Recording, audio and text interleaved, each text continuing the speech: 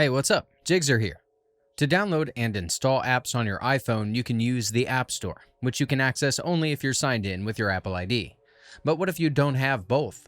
In this video, I will show you how to install apps without the App Store and Apple ID on your iPhone. Let's go.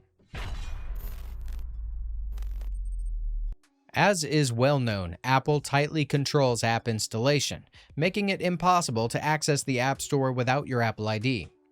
Therefore, to get an application outside the App Store, you'll need to download its IPA file from a trusted source and then use a sideloading technique to install it on your device. IPA files are the Apple equivalent of the Android APK, containing everything needed to run an app on your iPhone or iPad. Sideloading, on the other hand, is the process of installing applications directly on your device, bypassing Apple's usual review process. Once you have the IPA files you need, the next step is to use a third-party sideloading tool such as AltStore. These tools usually have detailed installation instructions on their websites, so you can visit them to learn more. While sideloading gives you more freedom in what apps you install, be aware that it can introduce security risks and potential software instability. If sideloading doesn't work for you, another alternative is to completely jailbreak your device.